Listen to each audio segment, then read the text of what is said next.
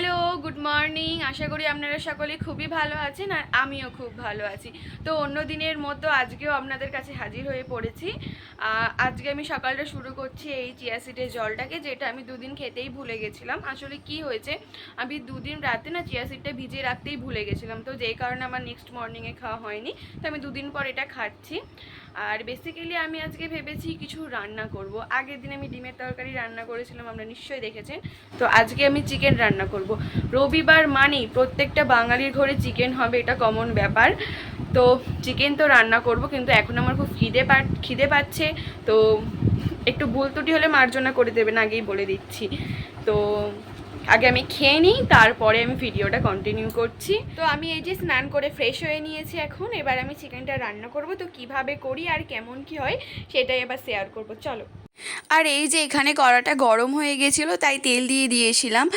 তো আমি তেলের পরিমাণটা ঠিক জানতাম না, তো তাই মা সাইড থেকে দাঁড়িয়ে আমাকে বলে দিচ্ছিল কতটা কি দিতে হবে।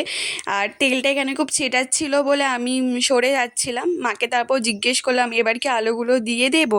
মা বললো হ্যাঁ, এক ধার ঘেঁষে আলুগুলো দিয়ে দে।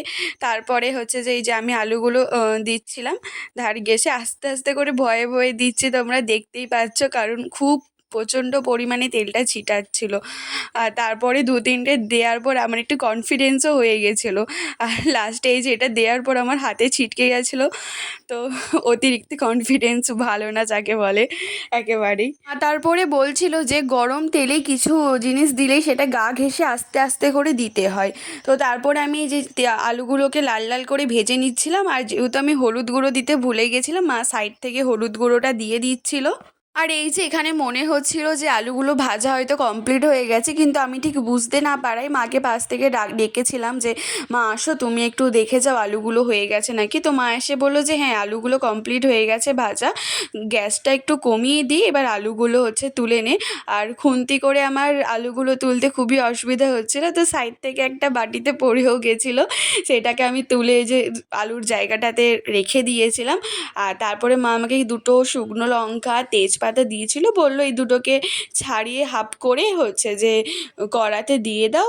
আর তার সাথে আমাকে এলাচ দিয়েছিল, লবঙ্গ দিয়েছিল, আর সেগুলোও দিয়েছিলাম। আর এলাচটাকে আমাকে বললো যে ছাড়িয়ে দিতে, কারণ হচ্ছে যে নয়তো গরম তেলে দিলে সেটা যে ফেটে যায়। আর আগের দিন আমি তো সেটা জানতাম না, তো আগের দিনে আমি সেই গরম তেলেই দিয়ে দিয়েছিলাম, তো হঠাৎ করে ফেটে গেছিলো। আমি খুব ভয় পেয়েছিলাম। তো এখানে আমি অনেকক্ষণ ধরে ছাড়ানোর চেষ্টা করছিলাম, তো আমি ছাড়াতে পারছিলামই না। তো মা পাশ থেকে বললো যে আর একটু তেল দিতে হবে। যেহেতু আমি তেলের পরিমাণটা ঠিকঠাক বুঝতে পারছিলাম না, তো মাকে বললাম তুমি তাহলে তেলটা দিয়ে দাও।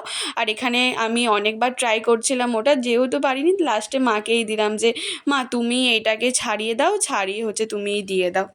আর আমি ওই যে তেজপাতা, শুকনো লঙ্কা, এলাচ, লবঙ্গ, দারুচিনি দিয়েছিলাম, ওগুলো দেওয়ার পর একটু পেঁয়াজটা দিয়ে দিচ্ছিলাম, কারণ পেঁয়াজটাকে একটু লাল লাল করে ভেজে নিতে হতো। আর এই যে আলুগুলো আমার ভাজা হয়ে গেছিলো সেটা দেখিয়েছিলাম। আর এই যে এখানে পেঁয়াজগুলোকে একটু লাল লাল করে ভেজে নিচ্ছিলাম আমি। আর আমার তো একটাই সমস্যা, কোন জিনিসটা হয়েছে আর কোন জিনিসটা হয়নি সেটা আমি বুঝতেই পারছিলাম না কিছুতে। তাই মাকে আবারও ডেকে নিলাম যে মা দেখো এটা কি হয়ে গেছে। মা বললো হ্যাঁ, পেঁয়াজটা ভাজা হয়ে গেছে, এবার আদা রসুনটা দিয়ে দে। তো এই যে আদা রসুনের পেস্টটা আমি এখানে দিয়ে দিচ্ছিলাম। আর হ্যাঁ, আদা রসুনটা কিন্তু একসাথে মিক্সড করা ছিল। আর এই যে মা একটা বাটিতে হলুদ আর লঙ্কা গুঁড়ো মানে কতটা পরিমাণে লাগবে দিতে হবে সেটা মাপ করে মা রেখেছিল, কারণ আমি ঠিকঠাক মানে মাপ বুঝি না কতটা কি দিতে হবে। কখনো হলুদ গুঁড়ো বেশি দিয়ে দিই, নয়তো কখনো লঙ্কা গুঁড়ো বেশি দিয়ে দিই।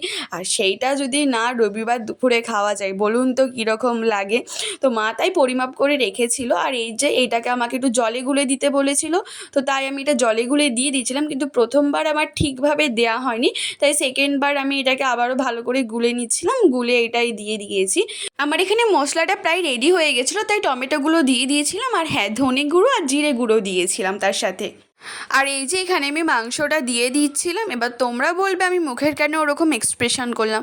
আসলে আমি না কাঁচা মাংস ওই রকম দেখে না আমার ঠিক অস্বস্তি হচ্ছিলো। এবার তোমরা বলবে থালিকে আমি খাই না মাংস? হ্যাঁ খাই, কিন্তু আমি অল্প খাই। আমি ওই 1 পিস 2 পিস এরকম খাই, বেশি খুব একটা মাংস খেতে আমি পছন্দ করি না। আর মা কিন্তু মাংসটা আধ ঘন্টাকে ম্যারিনেট করে রেখেছিল, তেল, লেবু, আদা, রসুন আর হচ্ছে যে পেঁয়াজ দিয়ে আধ ঘন্টা আগে মা ওটা ম্যারিনেট করে রেখেছিল। আর মা পাশ থেকে থেকে এসে বলে দিচ্ছিল যে এটা চাপা দিয়ে আঁচটা একটু কম বেশি করে তো এই মাংসটাকে কষিয়ে নিতে হবে। আমার এখানে মাংসটা কষানো হয়ে গেছিলো, তাই আমি আলুগুলো ঢেলে দিয়েছিলাম। আর আলুগুলো ঢেলে দিয়ে আমি কয়েকবার এটাকে নাড়াচড়া করে নিচ্ছিলাম। আর হ্যাঁ, আমি নুন দিইনি, কারণ হচ্ছে যে মা যখন ম্যারিনেট করেছিল তখনই নুনটা দিয়ে দিয়েছিল, তাই আর নুনটা দিইনি। আর এই যে মাংসটা কষানো হয়ে গেছিলো, আর আমি এখানে পরিমাণ মতো জলটা ঢেলে দিচ্ছিলাম। আর ঢেলে দিয়ে কয়েকবার নাড়াচড়া করে নিতে বলছিল মা। তো আমি না এমনি নর্মাল করছিলাম, অসুবিধা হচ্ছিল বলে, তাই মা বললো যে সাঁড়াশিটা ধরে কয়েকবার নাড়াচড়া করে নে। আর এই যে জল ঢালা হয়ে গেছে, তো আমি এটাকে এবার চাপা দিয়ে 10-15 মিনিট ছেড়ে দেবো। আর এই যে আজকের মেনুতে ছিল ভাত, লেবু, লঙ্কা, শসা, পেঁয়াজ, ওটা মাছের ডিমের বড়া ছিল, মাংস আর আম। শুক্তোও হয়েছিল, আমি শুক্তোটা নিইনি, কারণ মাংসের ঝোল আলুটা হলে আমার ভাত খাওয়া হয়ে যায়। তো চলো খেয়ে নিই তাহলে। তো আমি ঘুমিয়ে যাওয়ার কারণে ভিডিওটা কন্টিনিউ করতে পারিনি। বাইরে মেঘলা ওয়েদার, মাঝে মাঝে বৃষ্টি হচ্ছে। আর এই যে আর্ট পেপারটা নিয়ে বসে পড়েছি। কালকে কিছু প্রিন্ট আউট বের করেছিলাম তোমাদের সাথে মিনি ভ্লগে, সেটা আমি শেয়ার করেছিলাম। সেই প্রিন্ট আউটগুলো দিয়েই আমি এই মডেল চার্টটা তৈরি করব। আর এটা কমপ্লিট হয়ে গেলে এটাও আমি শেয়ার করব। তো যাই হোক, ভিডিওটা আমি আজকে এখানেই শেষ করছি। ভালো লাগলে অবশ্যই লাইক, কমেন্ট, সাবস্ক্রাইব করে দিয়ে পাশে থাকবেন। টাটা।